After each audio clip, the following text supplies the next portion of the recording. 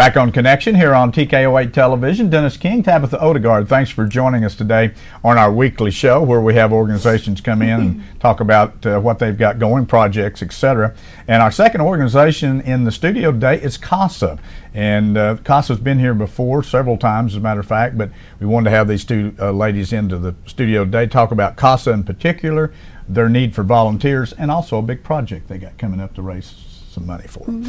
Melanie Ward and Christy Williams, thank you both for coming in. Thank you so much for coming. And Christy actually remembered to come this time. Last time she came in. Why did you bring that up? Oh, I just had to say that. I didn't want to put her on the spot or anything. Yeah, you just did. No, I was only kidding. Thank you both for coming in. We appreciate it very much. And Melanie actually sent me a deal about their fundraiser, which we're going to talk about. But let's talk about CASA a little bit, because some people don't. I'll let you both of you just take off. Refresh our memories what it is. CASA stands for Court Appointed Special Advocates, and so what we do is we train volunteers to advocate for children in the foster care system. So we cover a 4-county radius: Baxter, Boone, Marion, and Newton. And right now we are recruiting volunteers and needing a tremendous number of them. So in that area, I would assume in a 4-county area that they're involving several children. In other words, they have to be responsible. Roughly, how many on any given time? Well, it fluxes so much. Like last week in Boone County alone, we took in 12 children. Wow! So from just one week to the next. Oh my gosh! In 1 week to the next, it varies. We are at 18 advocates here in Boone and Newton counties. And we are looking for about 14 more advocates to be able to serve 100% of the children that we have in care. So if the problem is if the volunteers are not there, if you don't have the advocates to be with them, you just can't take the kids in the program. Is that correct? That's correct. And advocacy, the way we advocate is to present an independent investigation to the judge of the circumstances surrounding the child, and then the best interest for the child for the future. Give us some. I mean, it's a little complicated. Yes. What does exactly a volunteer kind of tell do? us a little bit. Kind of give us an example of some of the kids that you would take in. What's their situation? Okay, they've been taken from their home for dependency neglect issues, and they are currently in foster care or placed with a relative that has agreed to take them into their home until the situation is resolved. Our advocate is assigned by the judge. They do an independent investigation regarding the situation, the child's needs. They get to know the child and then bring to the judge what the child wants, which is not always the best interest for them, but they still get their voice. And then we tell the judge what we think based on the facts and our concerns. We recommend things. Should the child return home? Of course, child being in their own home is always beneficial to the child in the vast majority of cases. So we just make those recommendations to give the judge an independent view.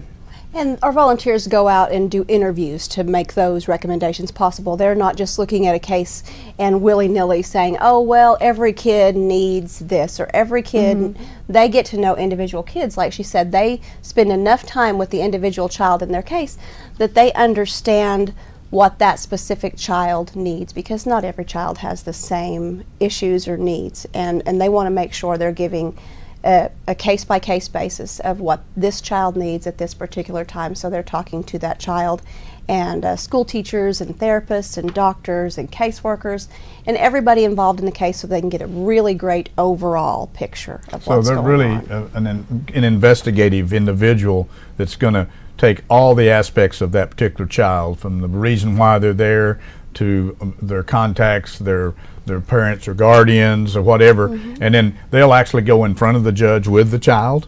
Is that correct? They'll stand in front of the juvenile judge, I'm assuming.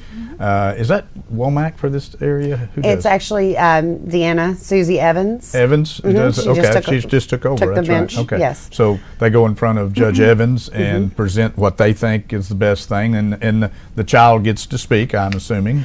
If the child has something to say, the judge is pretty good to let them talk. Like I say, they have an attorney. The child has an attorney ad litem. Okay, so they've been appointed an attorney, Yes. I would assume. So how many volunteers do we have here in Harrison? We have 18 here. Is that for just Boone County? That's Boone and Newton. Boone and Newton, okay. And of course, you know, the need grows. And Right. we're limited to assigning our advocates to 2 cases. Okay. So that they don't become overwhelmed, so that they're able to do a thorough job. Okay. And how long do the cases normally last? Yeah. We ask the advocates to be prepared to commit to a year and a half with a case. Oh, my goodness, so they're pretty long. There's They a can time be. frame. Yeah, I there's a- mean, they can be quicker if everything flows. Just if the roadmap is followed that reunifies the family and everybody cooperates and complies. That's what we like to see, and they Yes. do happen.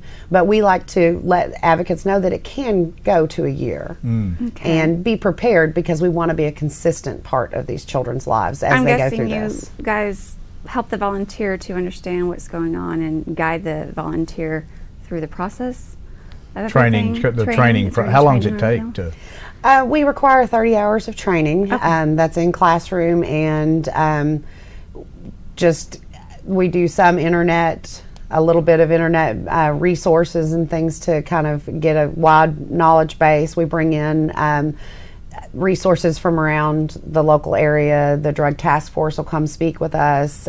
We've had DHS, we've had the call. So we bring in a lot of the parties that are involved. We've even had the judge come speak to us.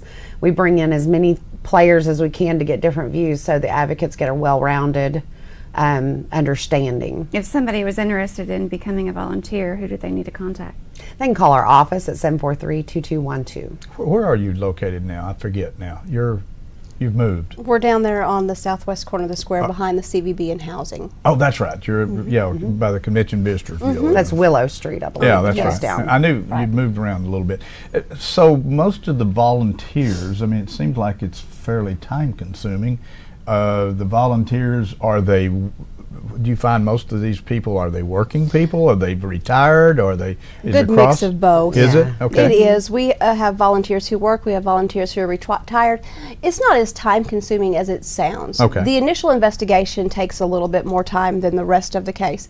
But on average, our volunteers spend about 10 to 15 hours a month on their Well, case. that's not so bad. So I thought it'd be more it than- seems daunting at first, but it is not. We are just looking for, community-minded people who have a desire to help, that have a few hours a month, and we can plug them into making a huge difference in a child's life. Is there different aspects of what your volunteers need to do, or do they all do basically the same thing? You know, some organizations say we need PR people, we need, Oh, right. Well, so- we're always looking for Is volunteers this- in any aspect. Our advocates do a generally same job description, Okay. Okay. in advocating for a child and presenting to the judge and attending court with the Okay. child. Right. There are many ways, from board members to office help, Okay. just PR, Okay. So you would marketing. take Anyone who has a volunteers. skill, we'll Yeah. definitely Okay. utilize that. Yeah. How Most- are you guys supported? We are supported through grants from our state CASA organization, Okay. local community supporters, and then fundraisers that we do here. Okay, we're having a we're gonna- cook-off fundraiser. Yeah, let's coming talk. up, Let's go so into let's talk your about that. fundraiser thing. I get you gave me a chili cook-off. What is it? When is it? Where is it? It's our third annual chili cook-off, and it is going to be held February 28th at the Brandon Burlsworth Youth Center, beginning at 5 o'clock. We've got about 15 cookers already signed up, and so we're super excited about having a lot of great chili there. Can you have more sign up for that? Sorry. We can, and they Okay. can sign up until the day before. As long as we can get your registration papers in and everything like that, then we Okay. can definitely make space for you to cook. Okay. We are going to charge $5 at the door, and that samples all of the chili. Kids 12 and under are going to get in free and eat chili for free. We Nice. will have a talent stage, so we're going to have some local bands entertainment. Oh. and entertainment happening, so it's going Neat. to be a great event. So kind of a happening place. would you Yeah. say? Well, so what kind of talent do you have already on schedule? The Dan Bitten Band is coming, so we're excited about that. And then there's some singers from a church here at Crossroads that are going to come out and sing very as good. well. We're looking at getting some of the local cheer organizations to come and set up and do some numbers some for stuff us. there. Nice. So we're That's pretty good. excited. So you're just going to have it fun. where you just pay the $5 at the door, and then people can just walk around, enjoy the entertainment, and sample the different chilies and try them out. Very Sounds good. like a good time. Are you actually going to give? Are you going to do any kind of judging on the chili? Or is it just more for? Yes, it is a people's choice judging on the chili, and so your $5 also entitles you to 2 tickets. One of those tickets is for the best chili. One is for the best decorated booth, because we encourage our chili Oh. cookers to decorate their booth Give them some.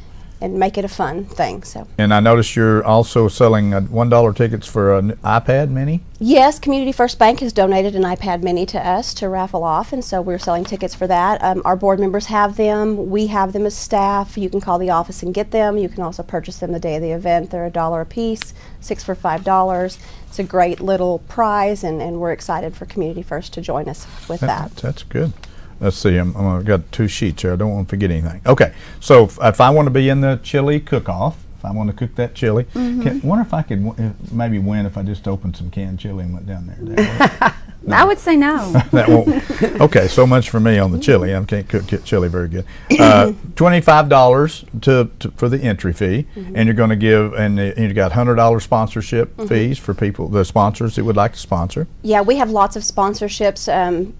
People who have sponsored so far: Community First Bank and staff, Ozark Abstract, Gail Campbell Law Firm has sponsored, and good. the Rotary Club. All of these places, with your $100 sponsorship, you also get a booth to cook chili if you would like to. So your $100 doesn't just sponsor the event; it also, also provides you a booth. For have a booth. Well, that sounds like not only is it a great We cause. should get a booth. We should get a booth, but they won't let me bring the canned chili. We'll have to cook it. Do you know how to cook chili? Yes, we can manage. Okay, well, I guess we'll try it We then. would love to no have you all canned out chili. there. Oh, no. It'd be fun. It'd be fun to kick that chili. Sounds like a great time, and, Yeah, it does. and it's a great cause. It really is. CASA, again, a lot of people maybe don't understand CASA, so I'm glad you came in, and we've had you before, and we need to continue to do that, because I know you need volunteers, and we can't put him on camera, but you also have a volunteer that's in training with you here that's actually kind of going his background, going that direction. So great experience for people like that if they're kind of going to lean into that arena, so to Yeah. speak. Yes. And but we appreciate you both coming in today. This is great information. I hope it's a successful event, and I hope you continue getting the volunteers for CASA. I know it's much needed for this area. I've been involved in the court system in other aspects, and I know there's a lot of kids that need help out there. They need representation, and your organization does a good job. Thank you both Thank so you. much. Thank you. Melanie Thank you for Ward having and Christy Williams coming in today to talk about CASA, but the only thing we want to talk about is, don't forget about this chili cook-off, Saturday, February 28th, 5 till 9 p.m. at the Brandon Burlsworth Youth Center. If you want to sample some chili, go down there. They've got dozens already signed up. They'll have more. Go in there, give them $5. They'll use it for a great cause, and try some good chili. We might come down and put some some cooked chili in it as well. Thanks for being with me today. I appreciate you being here. Thank you for joining us on Connection.